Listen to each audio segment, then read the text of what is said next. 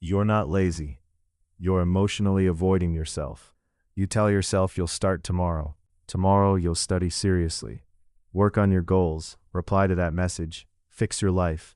But tomorrow keeps moving, and after a while, you stop calling it procrastination. You start calling yourself lazy. But what if that's not true? What if your brain isn't avoiding work?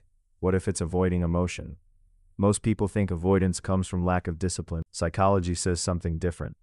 Your brain does not only measure tasks by effort, it measures them by emotional risk. A simple task can feel exhausting when it carries fear underneath it. Fear of failure, fear of embarrassment, fear that trying your best still won't be enough. So your nervous system looks for escape, scrolling, sleeping, watching videos, starting later.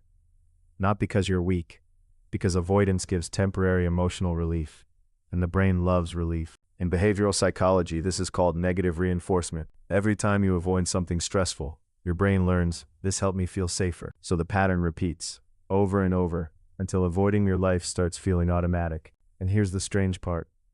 Sometimes people avoid things they deeply care about, because meaningful things carry emotional weight.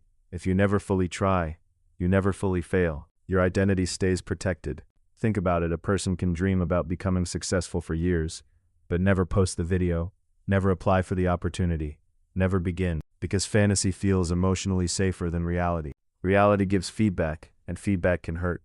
So the brain delays action to protect the self, not laziness, protection. Your mind is a little like an overprotective smoke alarm. After enough stress, criticism, or disappointment, it starts reacting to normal effort like it's danger. So every important task feels heavier than it should. That heaviness isn't always physical tiredness. Sometimes it's emotional resistance. So how do you break the pattern? Not with pressure. Pressure usually increases avoidance. Instead, teach the nervous system that action is safe again. Start smaller than your ego wants to. Open the document. Study for 5 minutes. Post imperfectly. Because small completed actions slowly retrain the brain.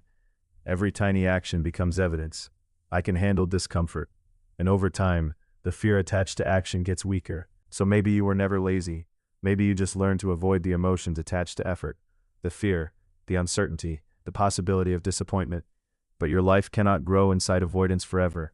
At some point you stop waiting to feel ready, and you teach your nervous system something new.